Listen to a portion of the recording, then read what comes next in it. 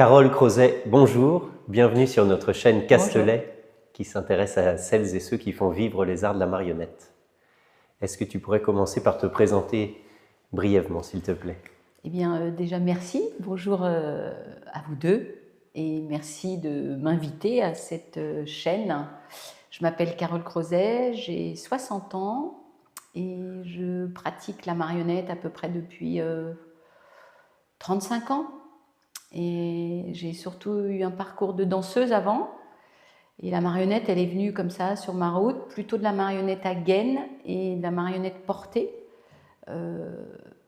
C'est la marionnette qui est venue sur mon chemin et qui m'a amenée jusque-là, en Bourgogne. Avant de m'installer dans le spectacle vivant, j'ai parcouru pas mal de plateaux télé. J'ai surtout fait de la marionnette à la télévision. Voilà. On va parler un peu du parcours, de comment tu es passé de la danse et quelle danse tu as faite avant d'arriver à la marionnette. Est-ce que tu peux nous parler un peu de Oui. ça? Parce que je pense sincèrement que ça fait partie intégrante de ma manipulation, de l'aide que la danse m'a apportée sur la marionnette et qui m'a certainement permis de rentrer dans l'équipe des Guignols de l'info. Parce que c'était une manipulation assez complexe et très physique. Et donc moi j'ai commencé la danse à l'âge assez tard en fait, à l'âge de 9 ans. J'ai fait 10 ans de conservatoire, danse classique, moderne, folklorique. J'ai une passion, c'est ma vraie passion, hein, la danse. La marionnette est venue sur ma route, donc je lui dis merci aujourd'hui, parce que c'est ce qui m'a construit, qui m'a aidé à construire tout ce que j'ai construit jusqu'à maintenant. Mais cette danse m'a amené à une facilité de compréhension du mouvement que pouvait demander la manipulation de la marionnette. Et donc, après mes 10 ans de conservatoire, je me suis plutôt orientée dans la danse jazz. J'ai fait du flamenco et j'ai fait pratiquement 20 ans de danse africaine. Donc, tout ce travail sur le rythme, sur le mouvement, la compréhension du mouvement. Pourquoi j'ai aussi continué à faire de la danse? Moi, j'ai eu un très grave accident de moto à l'âge de 17 ans et j'avais été condamnée par la médecine. Et on m'avait dit, voilà, vous ne pourrez plus jamais ni faire de sport, faire des choses physiques. Et moi, j'ai refusé ce diagnostic. Et donc, j'ai travaillé sur l'analyse du mouvement. Et j'ai fait du placement corporel avec plusieurs professeurs. Et c'est ce qui m'a permis de m'en sortir et de reprendre la danse. J'ai fait de la course en montagne, à pied. J'ai fait du flamenco, de la danse africaine où on saute tout le temps. Et j'ai pu recommencer et arriver au Guignol de l'info qui, c'était pas du tout le parcours prévu. Moi, je voulais être chorégraphe et j'ai été chorégraphe au Guignol de l'info. Et comment tu es arrivé au Guignol? C'est quoi le... Eh bien, en fait, le parcours, c'est que j'ai rencontré un amoureux qui faisait du cinéma. Et donc, j'ai travaillé avec lui sur ses courts-métrages. J'ai appris un petit peu comment ça se passait derrière un film. Donc, j'ai travaillé avec lui pendant un temps. Et puis, en voulant faire un film d'animation, d'image par image, on a rencontré un chef opérateur et sa compagne qui travaillait comme assistante au Guignol de l'info avec le directeur artistique. Moi, à l'époque, j'étais assistante, je faisais de l'assistanat à la mise en scène pour une compagnie de théâtre. Et à côté, je faisais un tas de petits boulots. Moi, je suis plutôt une fille de terrain et de la rue, je veux dire, parce que j'ai pas fait d'études, j'ai arrêté après le bac. Moi, je voulais danser, donc j'ai pas fait de grandes écoles non plus. Je crois que c'est pas mon parcours. J'ai été inscrite dans différentes écoles, mais je suis jamais allée jusqu'au bout. Ça m'a toujours, j'y trouvais pas ma place. Donc j'ai plutôt fait des cours. Je me suis intéressée à des personnes, à des parcours qui m'intéressaient et qui me correspondaient plus. Et du coup, pareil dans ce parcours d'autodidacte, j'ai fait donc cet assistanat à la mise en scène. Et en même temps, donc, nous, on montait ce court-métrage d'image par image. Et puis, en rencontrant ce chef-op, j'ai rencontré sa compagne qui nous a proposé, parce qu'on galérait financièrement, évidemment, hein, comme beaucoup d'artistes en herbe, et elle m'a proposé, à l'époque, il y avait Canal+, embauchait des gens à la clap. Donc par semaine, c'était à la fois pour un peu le tout venant, hein, à l'époque, parce qu'après ça a changé, et puis pour des personnes qui n'avaient pas trop de revenus, ça permettait d'avoir un complément de salaire à la fin du mois. Donc je venais, elle avait donné mon nom et j'avais été appelée. Donc je faisais peut-être une semaine par mois à la clap. J'ai fait ça pendant 2 ans. Quelle année, du coup, tu rentres à Canal+? 88. 88. Et j'avais comme chef clapeur José Garcia, qui lui n'était pas encore connu, pareil, avec De Caunes, etc. Donc moi j'ai commencé comme ça, en entraînant le public à applaudir, à regarder un peu les coulisses de la télé, etc. Et puis, au bout d'un moment, à la fin d'un... Je ne sais plus comment... Si, en fait, cette personne qui m'avait permis de rentrer donc, à Canal m'invite un jour à une soirée. Elle me dit, bah, écoute, si tu veux, viens, il y a le directeur artistique des Guignols, je te présenterai. Et du coup, dans la soirée, on a discuté. Et comme c'était un passionné de théâtre et que je faisais de l'assistanat, je me souviens, c'était une pièce de Maurice Chisgal, Les Dactylos. Et lui, il était passionné par le théâtre. Je lui avais dit que je cherchais un travail d'assistante. J'avais envoyé peut-être 200 CV dans des boîtes de production. Je n'ai jamais eu de réponse.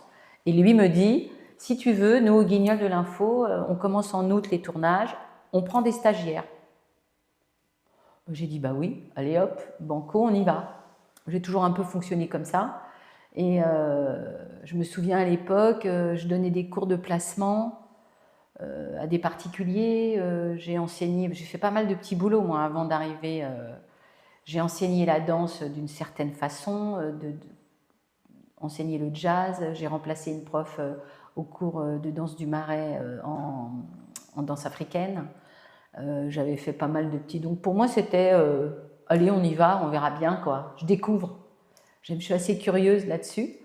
Et donc j'ai fait un premier travail d'assistante à la mise en scène, un stagiaire plutôt, pas assistante, au Guignol, pendant 1 mois. Donc là, j'ai regardé un peu comment ça se faisait, les réunions avec la déco, les maquilleurs, les costumes. C'était une équipe de combien hein, à l'époque? À l'époque, bah, c'est simple, hein, il y a un réal, un premier assistant, un deuxième assistant, une stagiaire, qui était donc moi à l'époque. Il y a 2 maquilleuses et 2 costumières à cette réunion, un chef-op et un responsable déco. On est 10 autour d'une table.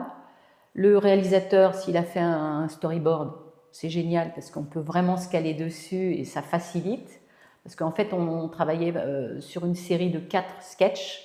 Donc il fallait avoir un découpage assez précis. Donc en général, à la réunion, il y avait très peu de réalisateurs qui avaient déjà le découpage. Mais bon, il avait quand même une idée de ce qu'il voulait en costume, parce qu'il savait qu'il y avait la réunion. Donc après, on peaufine, hein, c'est 1 semaine. Donc j'ai fait ça pendant 1 mois. Donc il y a 1 semaine de préparation, 1 semaine de tournage, 1 semaine de montage.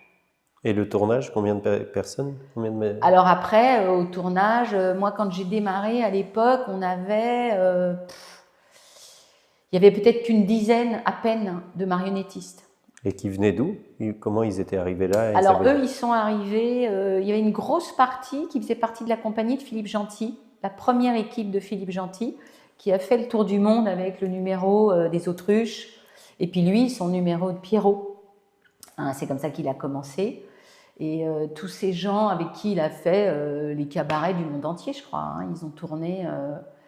Et donc c'était cette équipe avec un monsieur qui s'appelle Alain Duverne, qui lui a été le caricaturiste et celui qui a fabriqué les marionnettes tout le temps des Guignols. Parce qu'il y a eu, à un moment donné, quand cette émission elle est née, il y a eu un projet.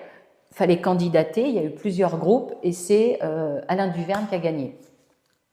Avec les marionnettes qu'il avait fabriquées et puis après, ça en est suivi tout le travail que vous avez pu peut-être voir pendant 30 ans. Hein. Et à la construction, c'était Alain Duverne avec toute son équipe. Ils étaient combien? Juste pour chiffrer un peu, pour avoir chiffrer, une idée. Je sais pas, ils étaient une dizaine. Au moins 10 dans l'atelier, parce qu'il y avait ceux qui ont... Alors, Alain, il était un peu, au début, c'est lui qui faisait très grand caricaturiste, très bon dessinateur.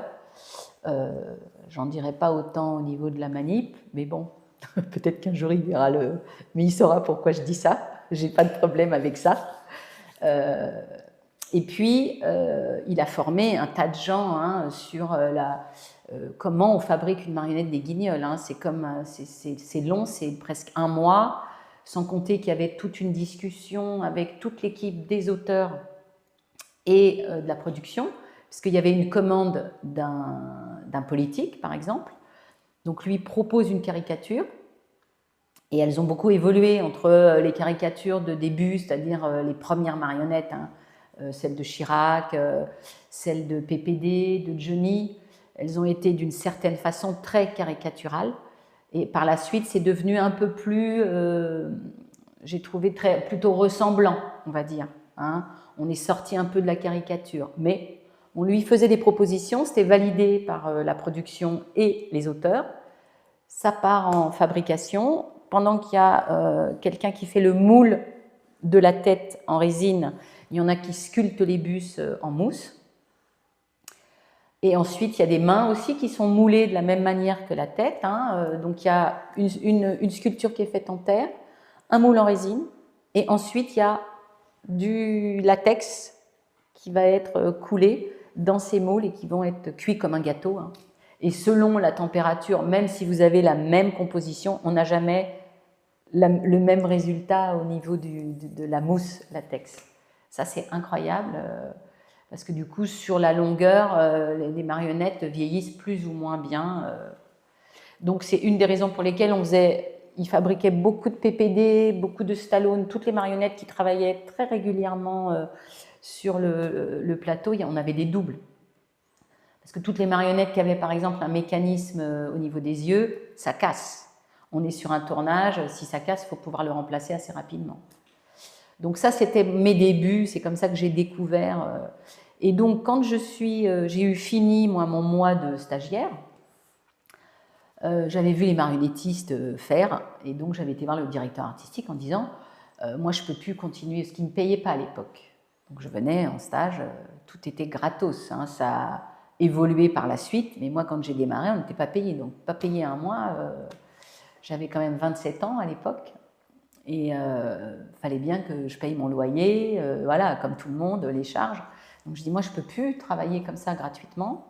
Donc ils m'ont réengagée j'ai bossé avec les documentalistes où j'ai fait du dérochage pour la chaîne. Mais à côté, j'avais demandé à m'entraîner avec les marionnettistes. À l'époque, il y avait un training tous les jeudis qui était chaperonné par, on va dire, les têtes. Ceux qui faisaient les têtes, parce qu'au Guignol, il y avait les têtes et les mains. Oui, on parlera de la hiérarchie grand truc, ensuite. Alors là, au secours, bon bref. Et donc, le directeur artistique me dit oui. Donc moi, génial, je vais au training tous les jeudis. Bon, je ne suis pas très bien accueillie. Je sens que je viens marcher un petit peu sur les plates-bandes des marionnettistes. Peut-être qu'ils ont peur pour leur place, j'en sais rien. Moi, je ne connais pas encore trop ce milieu. Je l'avais un peu vécu dans la danse, mais comme je n'ai jamais atteint un niveau suffisamment haut professionnel par rapport à mon accident, j'avais bien vu qu'il y avait beaucoup de compétitions, mais je ne les ai pas réellement vécues. Par contre, au Guignol, je les ai vécues. Mais je trouve que je ne m'en suis pas si mal sortie. Après, c'était de bonne guerre, je pense, d'avoir peur pour son travail, pourquoi pas, hein, c'est un peu légitime. Et donc, ils m'ont bien fait sentir, parce que j'ai bien été bisutée dans les normes. Ils m'ont fait faire, parce qu'en fait, ce qui s'est passé, c'est que donc là, on était au mois d'août, tout le mois de septembre, je m'entraîne. Les jeudis, donc c'est pas beaucoup, ça en fait que 4, donc je me dis, faut que je trouve un moyen de m'entraîner toute seule. Donc je me mettais devant un miroir, ils me prêtaient des marionnettes, j'avais demandé à la production, et il y avait des cassettes.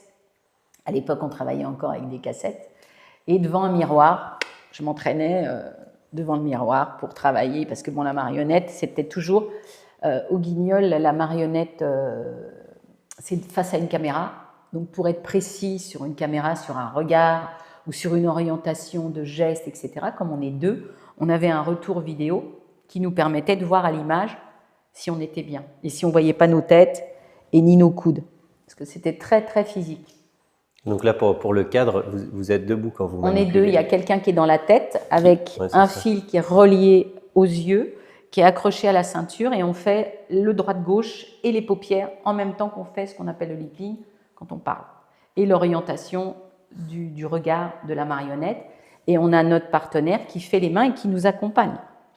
Alors après, ça peut être ou la tête qui va induire une situation, un rôle, une émotion particulière, ou ça peut être les mains qui vont prendre le relais. Bon, ça, c'est une grande discussion sur justement la hiérarchie, mais bon. Et donc voilà, je fais ça pendant un mois.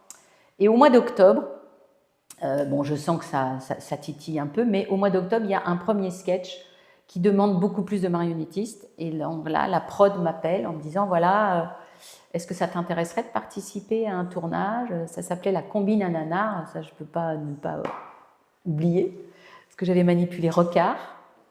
Et c'était un truc musical et il fallait danser, donc c'était génial pour moi. Je me suis dit, chouette.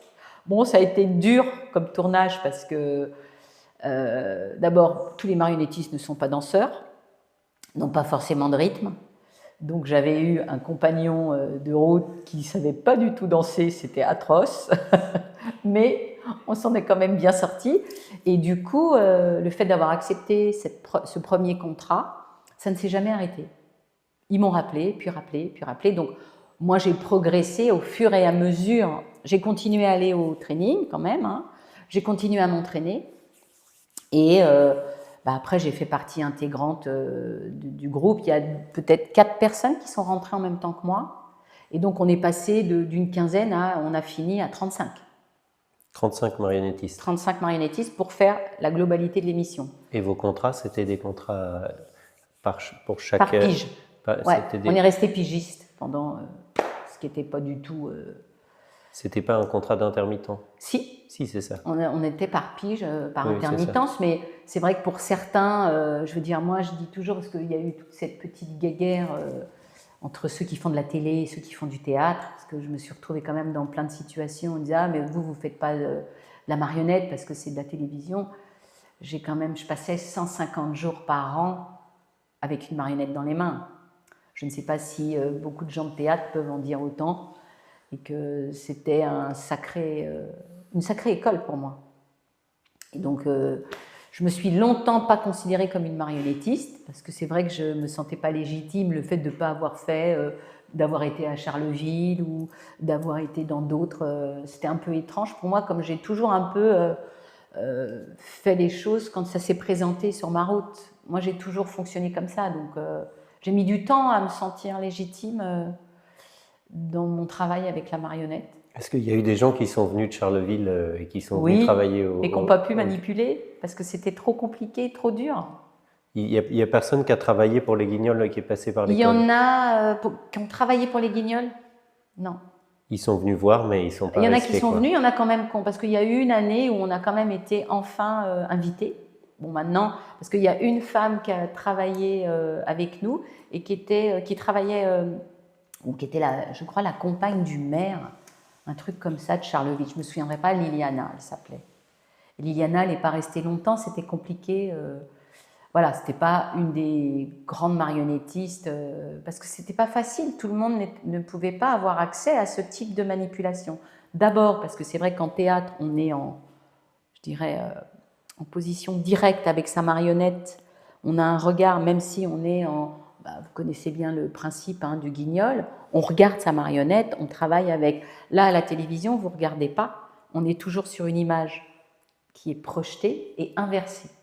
Donc ça veut dire que tout ce que vous faites à droite, vous le voyez à gauche. Donc au début, les gens, ils sont complètement paumés. Il faut vraiment avoir une coupure de ce qui se passe au-dessus et d'imaginer que tout ce qu'on fait, nous, à notre niveau, se passe en haut. Et en plus, si vous faites la tête, ce n'est pas vos mains. Si vous faites les mains, ce n'est pas votre tête. Donc il y a tout un travail vraiment de compréhension de ce qu'on va faire à deux dans un espace bien précis donné et en plus avec des directions qui vont nous être données par un réalisateur qui va nous dire voilà, toi tu avances, je voudrais qu'il fasse. Après, c'est des comédiens, quoi, en fait. Hein. Mais c'était vraiment une école incroyable parce que bon, moi j'ai fini par donc être marionnettiste à plein temps. Donc j'ai laissé tous mes petits boulots à côté. Et puis je suis devenue aussi, j'ai fait partie des formateurs qui ont formé des futurs marionnettistes pour l'émission. Et il y a eu un groupe qui a été fantastique, avec qui j'ai continué après à travailler. J'ai monté un spectacle de théâtre, spectacle vivant, où là vraiment le spectacle vivant m'intéresse plus. Mais bon, il se trouvait que ça c'était mon travail, donc j'ai gardé mon travail. Et puis j'avais eu un enfant, donc je ne sais pas si ça parlera à beaucoup de gens, mais dès qu'on a des enfants, de galérer un peu financièrement, on n'a plus envie. On a envie d'être un peu plus confort. Et c'est vrai que, évidemment, les Guignols de l'info, c'était ultra confort, mais ça demandait un engagement permanent. C'était pas... c'est-à-dire que même si on a essayé de travailler un peu ailleurs, ils nous rappelaient à l'ordre, sans avoir signé de contrat d'exclusivité. Moi, j'ai travaillé aussi au Minicum. Je faisais partie de l'équipe de piliers. On était souvent rappelés à l'ordre pour dire « Oh là là, ne nous enlevez pas trop de marionnettistes, on a une grosse série. » Parce qu'on était un peu dispatchés sur ces deux émissions, parce que ça faisait appel à la même technique. Donc, en faisant partie des formateurs, et puis je suis devenue ce qu'on appelait le chef manip. C'est un nom un peu...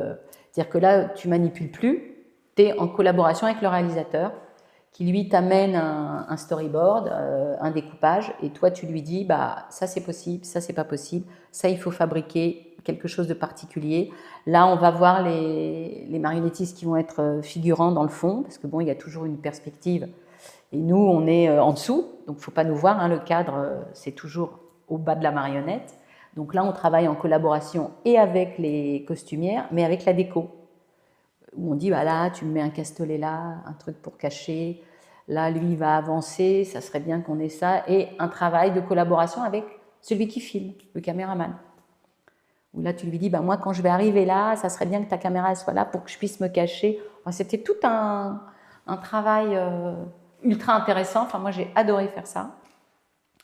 Et comme j'avais ce parcours de danseuse, il y a eu plein de chorégraphies que j'ai pu mettre vraiment en pratique avec ce type de manipulation. Ça m'a vraiment passionnée.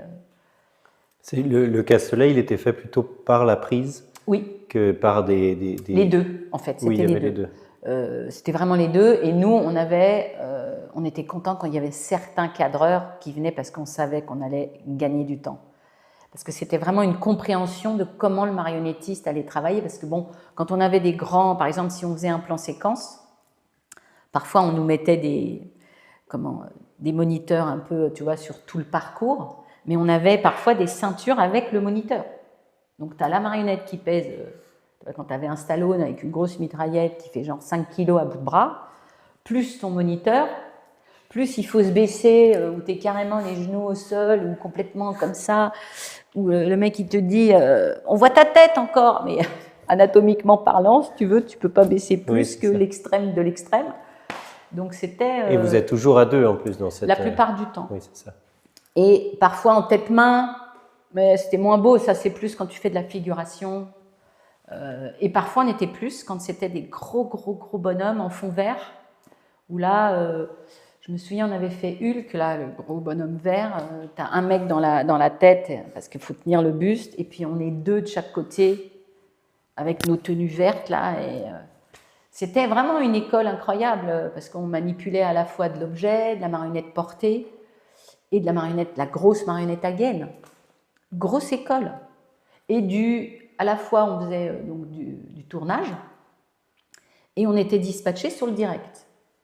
Donc, ce qui fait qu'on passait à différents postes, ce qui nous permettait de vraiment travailler différemment à chaque fois.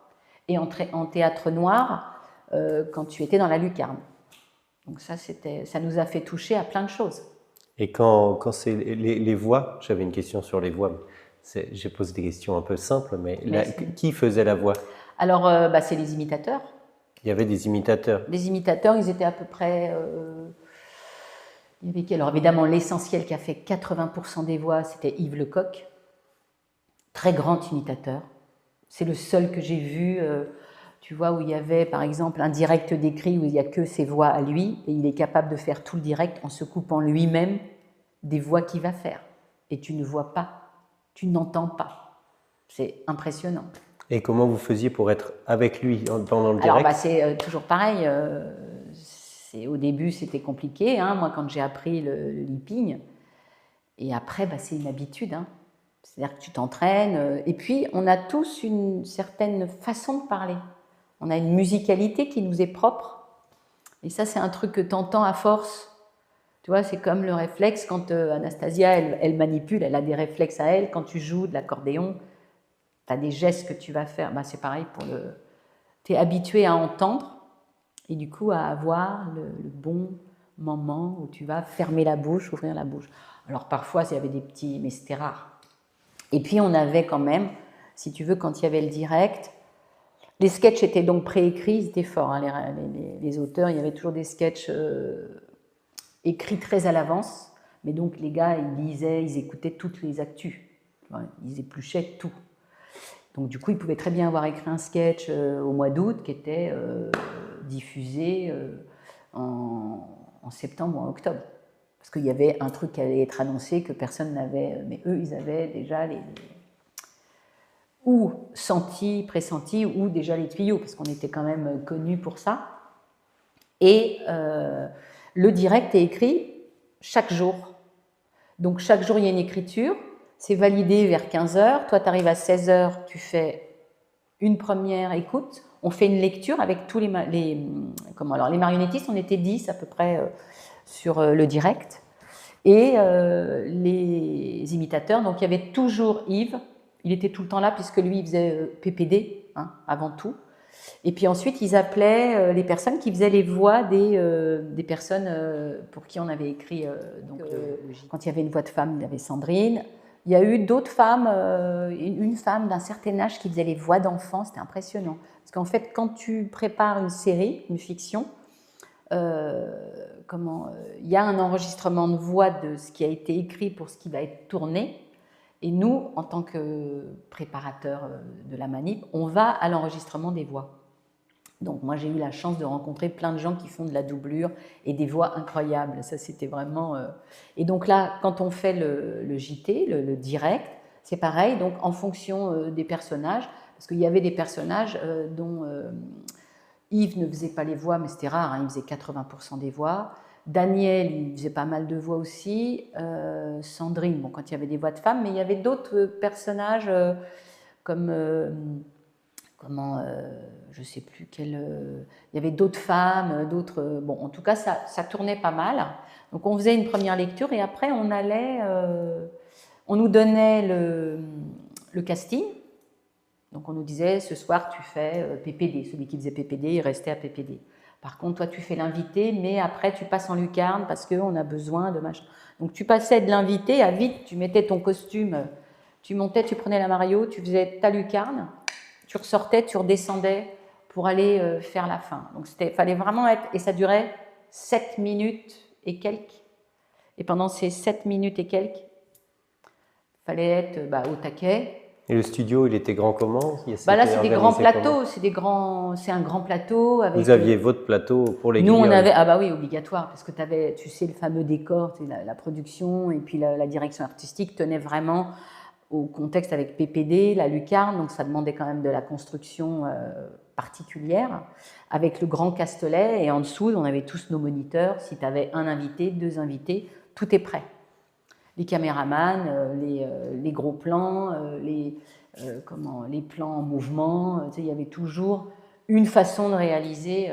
Mais en fait, les Guignols, c'était pratiquement 150 personnes d'embauchés. Entre le direct, les tournages, les réals, les techniciens, il n'y a pas toujours... les gens ne sont pas tout le temps libres parce qu'il y en a qui font du long métrage, etc. Donc il y avait à peu près un nombre de personnes qui travaillaient pour les Guignols de l'info. Personne ne peut s'imaginer le nombre de personnes qu'il y a derrière une image, un personnage. Et du coup, pour rentrer au Guignol, parce que je suppose qu'au début, c'était pas forcément très connu, à un moment donné, il y a une heure de gloire des Guignols. Est-ce qu'il y avait beaucoup d'envie d'entrer là comme marionnettiste? Comment ça se passait l'embauche? En fait, ce qui s'est passé, c'est la production qui a fait lancé des candidatures, hein, puisque moi, la première session qu'on a eue, on a eu 2 groupes en fait, hein, en pratiquement 30 ans. Il y a eu un premier groupe où il y a eu une dizaine de personnes qui sont rentrées, donc on était déjà 25, ce qui était déjà pas mal. Et ensuite, il y a eu une deuxième candidature, et là où on a refait une formation, mais c'était plus compliqué pour les personnes qui ont été embauchées parce qu'on ne pouvait pas leur garantir non plus du travail tout le temps. Ça, c'était un peu compliqué, mais ça s'est passé comme ça en fait. Ils avaient dû passer une annonce. Je sais qu'il y a eu une annonce dans un journal, pas pour moi, mais ceux qui étaient là avant. Parce qu'il y avait 8 personnes au départ. Après, il y a eu une fournée de 400 personnes qui sont rentrées. Et après 4 ans, ça, c'était les arènes de l'info. Et quand c'est devenu les Guignols de l'info, moi, c'est à peu près la période où j'y suis rentrée. On était une quinzaine. Après 25 et après 35. Mais il n'y a jamais eu de grosses candidatures lancées comme ça. Après, je suis Baudor qu'il y a eu des gens qui ont dû envoyer des CV, hein, mais là, moi, j'étais pas dans les petits papiers de la production, ni de... C'est possible. Et au niveau de l'ambiance de l'équipe, tu parlais de hiérarchie, Oui, alors l'ambiance, moi j'ai toujours trouvé ça formidable parce que pratiquement pendant 30 ans, moi j'allais travailler avec la banane. On allait se marrer, même si parfois c'était dur. J'ai eu la chance de faire partie un petit peu des piliers avec des rôles hyper intéressants et importants. Mais cette hiérarchie, c'était un peu... oui, on mettait les hommes aux têtes et les femmes aux mains. C'était un truc... alors c'est vrai qu'il y a une question de taille. C'est-à-dire que s'il y en a un qui fait 1m80, tu ne vas pas le mettre aux mains et toi tu fais 1m60. Le gars, il est plié en 12, il ne va pas faire grand-chose. Mais on aurait pu mettre des femmes avec les femmes plus souvent. Et ça, ce n'était pas un principe de base. Et en plus, c'est quand même quelque chose qui a été mis par les créateurs de l'émission, entre autres M. Duverne, qui avait décidé que la tête était plus importante que les mains, et donc du coup, les hommes étaient plus payés que les femmes. Ça, c'est resté pendant les 30 ans où tu étais C'est là? resté. Après, moi, je me suis un peu battue. J'ai essayé de faire en sorte que... j'ai été un peu celle qui a initié aussi... on avait pris un avocat à un moment donné pour nos droits, parce qu'il y avait eu un petit souci, mais aussi pour discuter à chaque fois en tant que représentante de l'équipe, de ceux qui étaient déjà là depuis un petit moment, parce qu'il y avait des différences de salaire. Donc il y avait ceux qui étaient anciens, ceux qui étaient au milieu, puis ceux qui arrivaient. Mais il y a un moment donné, ceux qui venaient d'arriver, ils n'étaient plus les derniers arrivés, ils étaient déjà là et ils avaient un travail. Il y en avait qui étaient toujours beaucoup embauchés parce qu'ils avaient une manipulation performante. Donc je ne voyais pas pourquoi ils seraient moins payés que moi, par exemple. Moi, j'ai toujours trouvé ça bizarre. Donc mais ça a été difficile parce qu'on nous a toujours dit, vous ne serez jamais payé autant que les premiers. C'est déjà pas mal. Enfin, il y avait des discussions un peu comme ça. Et c'était maintenu par la direction artistique. Diviser pour mieux régner, ça existe vraiment. Et après, alors, de temps en temps, on avait un petit peu des coups de gueule entre nous, mais on était quand même, je trouve, qu'on a réussi à être solidaires. Bien sûr qu'il y avait des moments un peu difficiles, mais comme dans toutes les équipes, 35 c'est beaucoup. Les vieux de la vieille, c'était pas très gentil, on les appelait les dinosaures, mais ils maintenaient leur... et après, je peux comprendre de vouloir maintenir des choses, mais bon, moi je me suis jamais... ça m'a jamais inquiétée, et puis j'ai trouvé que pour quelqu'un qui arrivait après, j'ai réussi aussi à faire ma place et à être acceptée. Mais bon, voilà, après, je pense que c'est plus un travail d'ego qu'on retrouve dans toutes les équipes, que ce soit les artistes, dans la vie, dans n'importe quelle société, quoi. Je pense que c'est quelque chose qui est totalement inhérent à l'humain et voilà quoi. Ça, Et vous gagnez combien par... Alors, moi, c'est simple, je me souviens plus, c'est loin maintenant, mais j'ai gagné jusqu'à 390 par jour de tournage. Et ils avaient quand même négocié des demi-cachets qui n'existent pas, hein.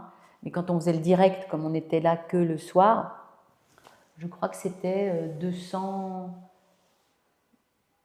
100 euros de moins, un truc du genre 280. Ça, c'était mon salaire, ce qui n'était pas le cas d'autres. Il y en avait qui gagnaient 500, les plus anciens. Les plus anciens, oui. Je pense qu'ils étaient à 500 sur sur les fictions, il me semble, autour de 500.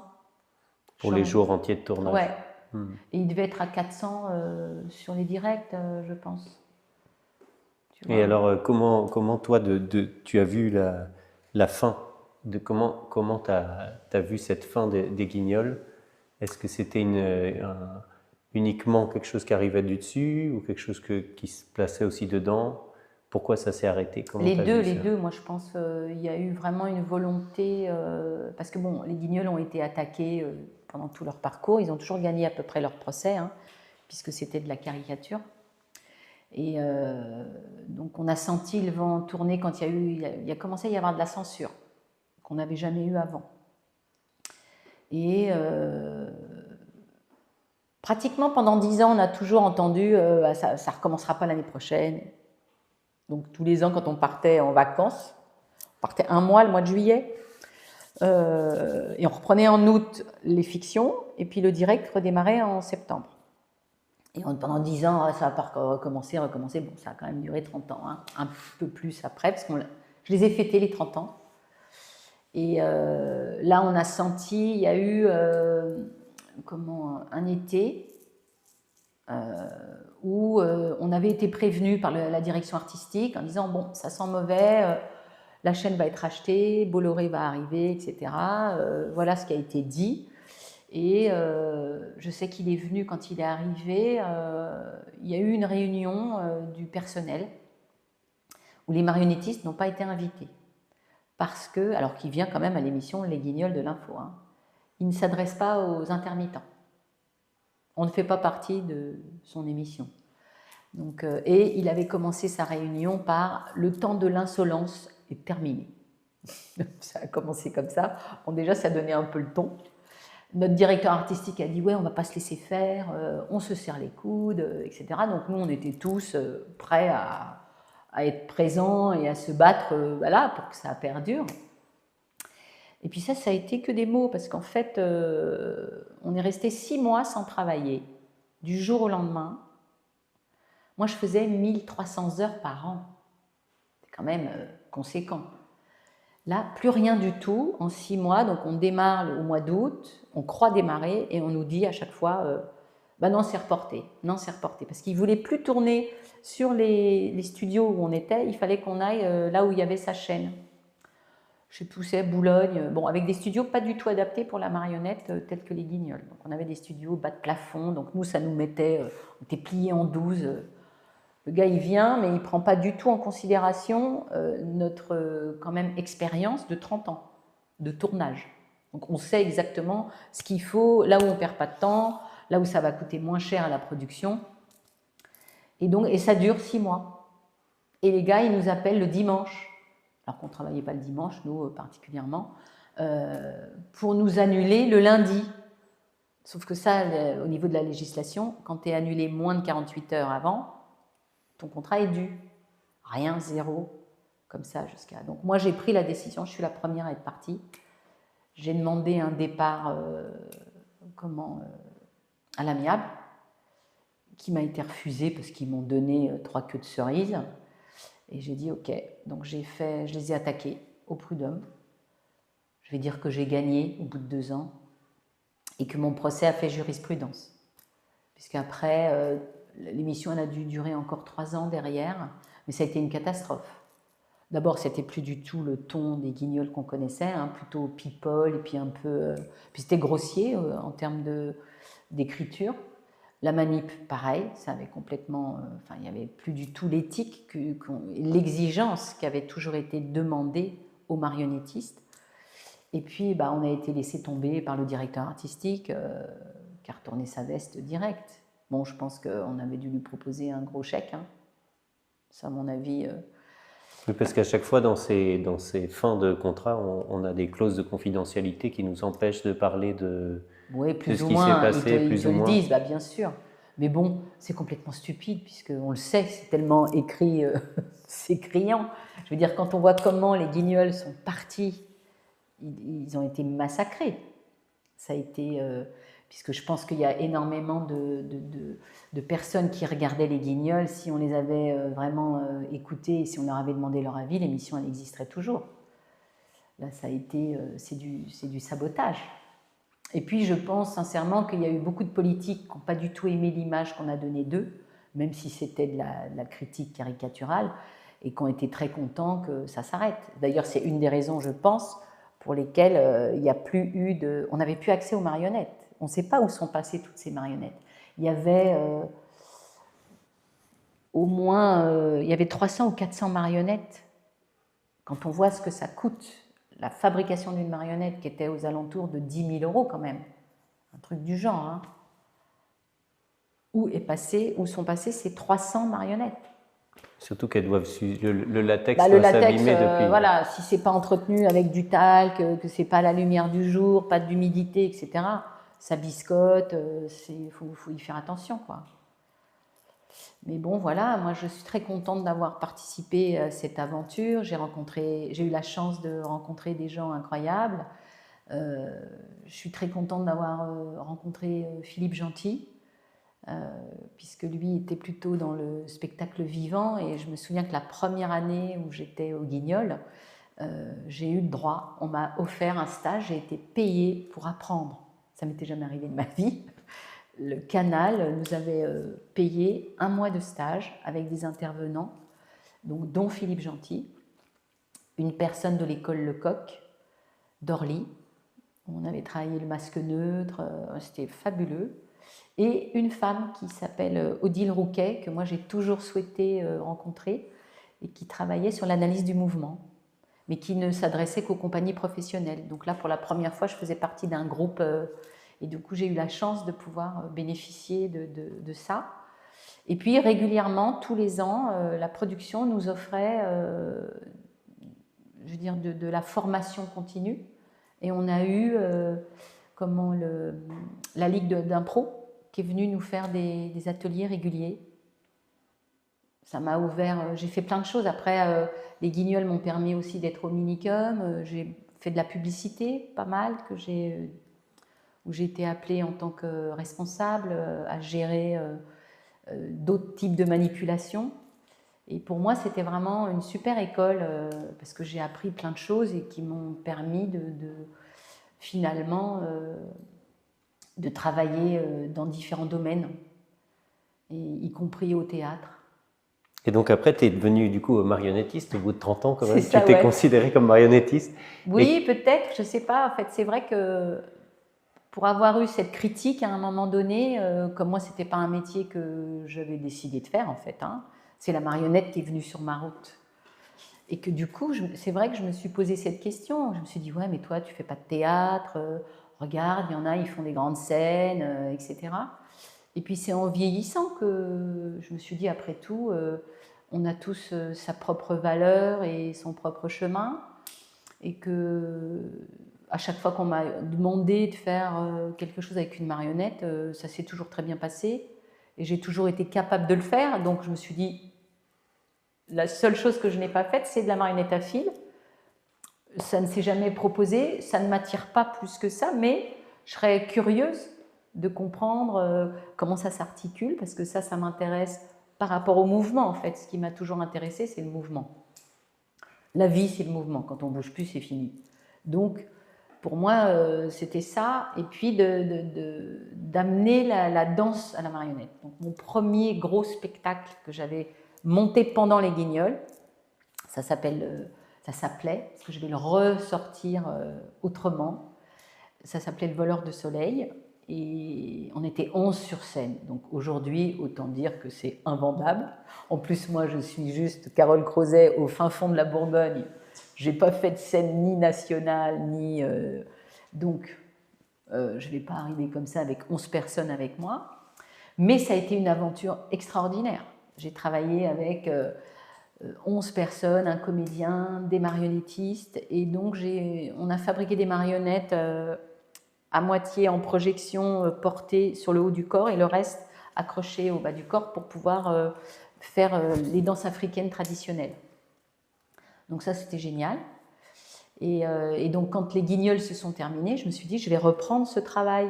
Je vais faire du spectacle vivant. Parce que la marionnette, ça me plaît vraiment et que moi, j'aime beaucoup le bunraku et j'aime beaucoup l'idée de la marionnette portée. Bon, pas à la japonaise, je reconnais, moi, c'est trop strict pour moi. Puis je suis trop fantaisiste pour... j'aime bien aller chercher autre chose. Parce que la marionnette, c'est donner une âme à un objet ou à un personnage qu'on va manipuler. Ça, pour moi, c'est hyper important. Je dis ça par rapport au fait que le fait d'être maintenant en milieu rural et d'avoir eu envie de créer un festival de la marionnette et du théâtre d'objets, par rapport à la programmation, pour moi, c'est hyper important de rester dans ces critères-là. Parce qu'aujourd'hui, c'est génial en même temps, mais on peut tout faire et puis du coup, tout perd un peu sa définition première. La marionnette, c'est la marionnette. Le théâtre d'objet, c'est le théâtre d'objet. La danse, c'est la danse. Le théâtre, c'est le théâtre. Moi, je vois, j'ai fait beaucoup de danse. Il y a du théâtre dansé, mais je suis désolée, moi, j'ai un peu du mal. Je vois des gens traverser une scène et puis qui font comme ça. C'est de la danse. Bon. Je suis un peu critique là-dessus. Je veux dire, quand je vois ce que ça demande d'avoir une technique de danse, comme la technique de manipuler, d'avoir un axe, des points fixes, l'impulsion, ça reste quand même un travail. Et que si on observe un personnage qui va être très bien manipulé, bah, la personne derrière, elle a fait comme un musicien, elle a fait ses gammes, elle a fait son solfège. Et je veux dire, ça pour moi c'est important. Je suis assez perfectionniste dans l'âme et que moi je suis hyper autocritique sur ce que je fais. Et du coup, voilà. Mais le spectacle vivant m'amène ça. Parce que comme c'est vraiment quelque chose que je découvre petit à petit, hein, parce que ça n'a pas été mon univers, même s'il fallait être hyper précis au Guignol, c'est ce que j'aime dans ce que je fais aujourd'hui, et en tout cas c'est ce que j'ai envie de partager, et avec le public et avec les amateurs. Ça m'intéresse d'emmener les gens dans cet univers, pour moi, qui est un peu onirique, qui fait rêver. Je veux dire, finalement, je me rends compte que la marionnette, elle a été très tôt dans ma vie par le biais de ma grand-mère, qui chantait tout le temps et qui racontait tout le temps des histoires. Et j'ai le souvenir d'avoir eu envie de fabriquer des petits lutins, que je n'avais jamais fait jusqu'à maintenant et que je vais faire maintenant. J'aurais aimé qu'on parle un peu de la ruralité. Donc, comment tu arrives dans la ruralité, comment tu la perçois, comment tu te situes par rapport à ça? Est-ce que tu connaissais déjà la ruralité? Je ne la connaissais pas comme ça. Moi, je suis née à la Charité, donc pas très loin d'ici. J'ai été élevée par mes grands-parents, parce que mes parents m'ont eu très très jeune, donc ils n'ont pas pu vraiment s'occuper de moi tout de suite. 15 ans et demi, 17 ans et demi, c'est un peu tôt. Et du coup, je venais dans un petit village ici. Donc moi, j'ai toujours été... je suis une fille de la terre, moi. J'aurais pu être agricultrice. J'aime vraiment... j'aime la nature. Je ne suis pas du tout une citadine. Et du coup, quand les Guignols se sont arrêtés, je me suis dit, mais qu'est-ce que je vais faire? Rester en ville, faire de la marionnette à Paris. Il y a tellement de compagnies, tellement de... Voilà. Je ne me sentais pas...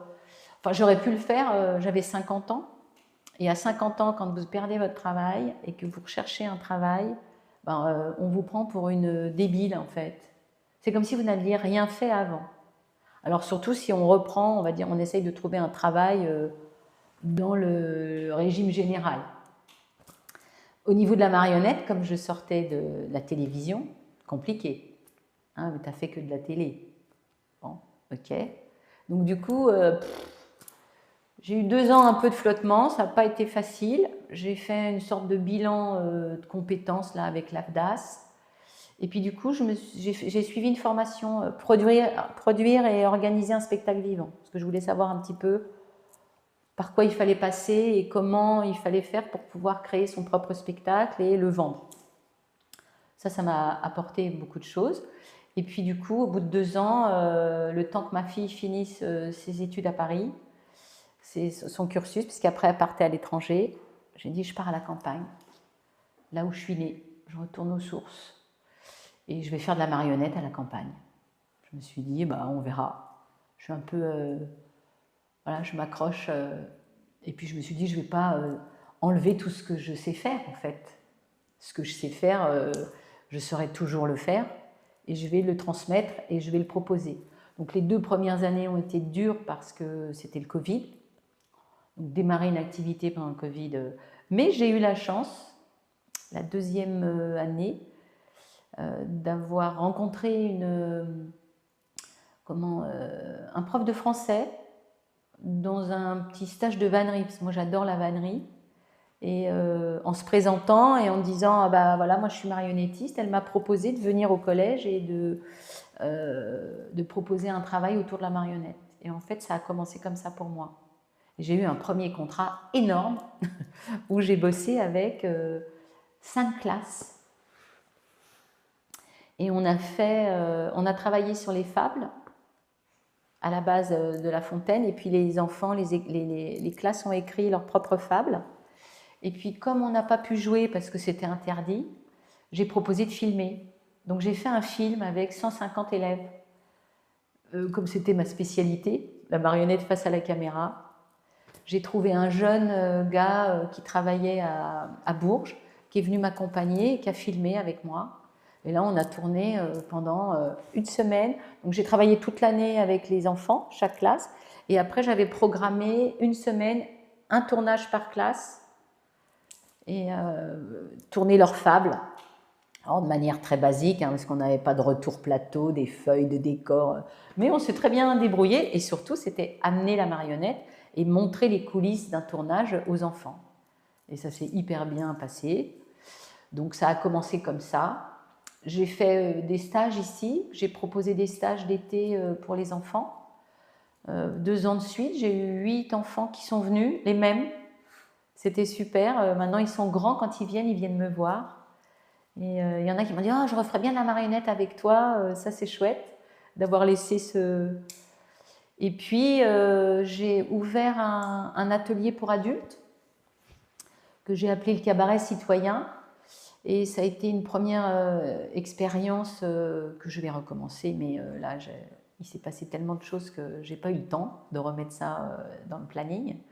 Mais grâce à ce cabaret citoyen, il y a un festival qui est né, qui s'appelle La Précieuse Parenthèse. Et en fait, on a monté 15 minutes à peu près avec toutes ces dames, où il y a eu de la fabrication, de l'atelier de manipulation, c'était de la grosse marionnette. Et quand on a voulu le jouer, la météo n'a pas été très clémente avec nous, et du coup on a reporté. Puis, une dernière tentative, j'ai dit bon, on ne peut pas le faire dehors parce que moi j'ai un lieu et que j'aimerais vraiment développer et faire une scène ouverte en extérieur, comme un théâtre, comment on appelle ça? De verdure. Voilà. Et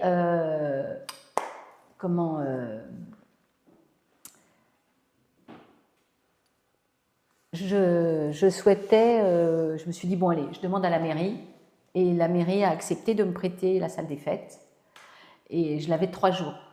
Donc je me disais 3 jours pour 15 minutes, donc le temps qu'on fasse, ça faisait 1 heure d'animation. Je me disais c'est ridicule. Je dis bon, je vais appeler des compagnies que je ne connaissais pas sur le territoire et leur dire voilà, j'ai un endroit, j'ai pas d'argent, mais on peut présenter notre travail et notre jeu. Et ça a été formidable parce qu'il y a 5 compagnies, dont la vôtre, qui ont bien voulu participer à cet événement. Et du coup, cette année, en 2025, il y a eu la 2e édition. Et j'espère bien que ça va continuer, que ça va évoluer et que la marionnette va rester très présente sur le territoire et qu'on va pouvoir développer. Ça, c'est vraiment ma position aujourd'hui en ruralité, c'est vraiment ce que j'ai envie de défendre. Pourquoi plus spécifiquement la marionnette? Parce que c'est ce que je sais faire et que je ne suis pas comédienne. J'ai plein de potes qui me disent mais si, moi je trouve que c'est différent le travail de la marionnette et de la comédie, même s'il y a une transposition, c'est pas le même travail. Et il y a plein de festivals de théâtre, qu'il n'y a pas plein de festivals de marionnettes. Et voilà. Pour toi, c'est quoi les enjeux de la ruralité? Pour que ça, déjà pour que maintenir la culture, qu'il y ait un lien vraiment avec ce que représente le monde du spectacle. Tout le côté créatif, imaginaire, parce qu'en fait, on a tous ça. Donc, le fait de le transmettre à chacun et à chacune, à notre façon, hein, on a tous une façon de... Eh ben, c'est aussi retrouver son âme d'enfant. Souvent, on dit la marionnette, c'est pour les enfants, mais non, c'est aussi pour les adultes. Il faut aussi rappeler l'origine. Qu'est-ce que c'est venu apporter la marionnette C'était un personnage, une effigie qui venait raconter l'état actuel socio-politique. Donc je pense que même si dans notre façon de travailler et dans ce qu'on raconte n'est pas forcément de la politique ou du social, ça peut être, moi je suis pour faire rêver et être un petit peu dans l'onirique, j'aime bien. Ça permet à chacun de retrouver son âme d'enfant et je pense qu'on en a besoin. Et en ruralité surtout, c'est de montrer que un village sans culture, un village sans école hein, aussi, parce que pour moi ça fait partie de ça, c'est les enjeux aussi d'être présent dans l'éducatif, permet de sauvegarder nos villages, sauvegarder la ruralité. Sinon, je vois hein, les villages qui n'ont pas d'école, c'est terrible dans nos campagnes. Pour avoir fait partie d'un conseil municipal et d'être à la commission de l'école, je vois les enjeux et l'importance de la culture et qu'il faut vraiment qu'on soit présent. Pour moi, c'est ça. Puis c'est aussi, je le vois au festival, c'est un moment de rencontre où les gens peuvent se retrouver, puisqu'il n'y a plus trop ça. Et pourtant, dans nos villages, quand on voit tout ce qui s'y passe, c'est vraiment les moments où les gens peuvent se rencontrer, au-delà de quand le maire invite aux vœux, et puis quand il y a justement des enjeux politiques. Je trouve que c'est important de pouvoir se rencontrer ailleurs que le moment où on va discuter de cet enjeu, dans un moment de convivialité et de détente. Je pense que là, il y a des choses qui peuvent se dénouer, qui ne se dénouent pas quand on va se voir pour discuter d'un truc très sérieux, on va dire. Ça, pour moi, ça apporte ça. Et le fait de faire partie du conseil municipal, tu avais envie de cette expérience? Oui, j'aurais aimé y rester, mais je n'étais pas d'accord vraiment de manière très forte avec un événement qui s'est produit et où je pense que j'ai été pour moi maltraitée et que j'attendais autre chose. Et puis j'attendais un investissement autre de l'équipe. Je trouve qu'il n'y a pas assez de... Je trouve intéressant l'idée d'un conseil municipal où on dit toujours dans les campagnes qu'il n'y a pas de couleur politique, mais il y en a toujours une. Et donc, ça reste quand même la couleur du maire qui a toujours, un peu comme le réalisateur, le final cut. Et que c'est bien, on s'exprime, hein, c'est sympa, mais en fait, moi, je n'ai pas eu l'impression que ça a été pris en considération réellement et que l'intérêt d'un conseil avec des couleurs différentes de chacun et chacune, même ceux avec qui on n'est absolument pas d'accord, je trouve que ça développe de la tolérance et de la réflexion sur « Ah, mais moi, je n'ai pas pensé ça, mais peut-être que je peux revenir sur… » et que du coup, ça évite une pensée unique, mais ce n'est pas assez bien, pour moi, cultivé à l'intérieur des conseils. Il y a toujours ces trucs de pouvoir, en fait. Peut-être que je ferais ça aussi si j'étais mairesse, hein. J'en sais rien, mais en tout cas, c'est mon idée de ce que j'ai vu. Mais c'est un poste qui m'intéresserait, en fait. Et si jamais je fais on fait une vue de l'esprit. Si jamais, par exemple, demain, je te donne 150 000 euros pour proposer quelque chose autour de la marionnette, localement, qu'est-ce que tu ferais? Oh là là, Si tu as ça une serait... enveloppe comme ça. Si j'ai une enveloppe comme ça. C'est quoi pour toi les endroits où il y a un investissement à faire?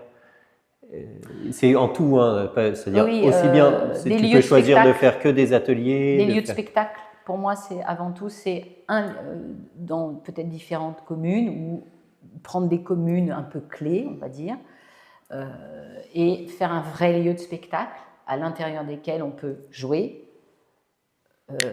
comment partager ce qu'on sait faire les ateliers. Ça serait les premières choses que je ferais.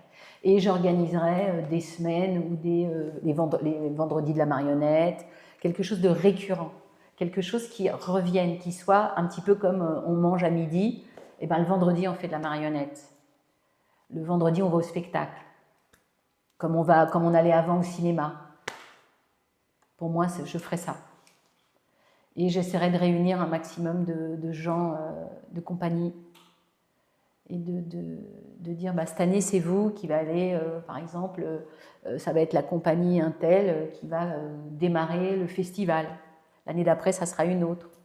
Mais qui est aussi cette présentation des personnes qui travaillent sur le territoire, parce que finalement, on ne les connaît pas. Et quand on reste dans les institutions, ça reste toujours une élite qui va voir... parce que finalement, les maisons de la culture, c'est super, mais ça reste cher. Quand je vois là, quand on nous dit que 5 euros c'est cher, alors je me dis, qui va Et puis ceux qui prennent les abonnements, c'est les gens qui ont un peu d'argent et qui peuvent prévoir. Moi j'aime bien la spontanéité, il n'y a plus de place à la spontanéité dans ce monde. Si tu prévois pas, tu payes toujours plus cher. C'est quand même insensé. Tu es obligé de te prévoir en permanence. Et donc que ça soit, et que ces lieux, il n'y ait pas de différence entre celui qui s'abonne ou celui qui ne s'abonne pas. Pas de différence. Ça, pour moi, c'est essentiel. Et est-ce qu'il y a quelque chose que tu as envie de rajouter par rapport à notre entretien, quelque chose que tu avais envie de dire? C'est un espace. Bah, merci à la marionnette, en fait. Elle est venue sur ma route. Je ne pensais pas que ça durerait aussi longtemps dans ma vie. Et je pense aussi que mon travail que je fais aujourd'hui au couvent, puisque c'est ma maison, c'est une façon de la remercier. Voilà. Et je pense que, comme je l'ai dit tout à l'heure, je vais la remercier longtemps. Et s'il y avait quelque chose que tu avais envie de dire à des jeunes ou plus ou moins jeunes, mais qui avaient envie de rentrer dans la marionnette, qu'est-ce que tu conseillerais? Est-ce que tu as des choses que tu as envie de partager à cet endroit-là, de la découverte? Quelqu'un entend cet entretien, se dit « Ah, c'est trop bien son parcours, j'ai envie moi aussi de m'y approcher », ou un jeune du village qui a envie de devenir La marionnette, ça te fait te découvrir, toi, pour moi, au niveau corporel, quand tu comprends un peu comment le corps bouge et comment ça fonctionne, ce que tu vas transposer.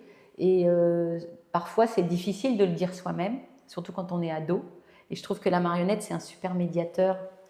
Ça peut être un premier pas vers une forme d'émancipation. Je l'ai vécu avec des ados au collège et au lycée. Une fois qu'ils ont eu fait de la marionnette, et c'est vraiment cet intermédiaire qui leur a permis de se proposer au monde vraiment tels qu'ils sont. Je trouve que ça enlève de la timidité. Quand tu es un peu timide, tu peux te cacher derrière une marionnette. Et puis d'un coup, c'est connu d'ailleurs, hein, mais voilà ce que je dirais. Essayez au moins une fois, testez la marionnette. T'es musicien, fais jouer de la musique à une marionnette. Ça te permet de comprendre ton instrument autrement. La danse dans une marionnette m'a permis de voir la danse encore sous un autre œil. Parce que faire danser une marionnette qui n'a pas de jambes, comment tu montres qu'en dessous elle fait un pas de bourrée ou une pirouette alors qu'il n'y a pas de jambes et que tu ne peux pas la faire tourner complètement? Par quel intermédiaire tu vas arriver à le montrer ça? Ça m'intéresse. Ça, je trouve ça intéressant. Eh ben, merci Carole Creuset pour cet entretien. Eh ben, merci à vous.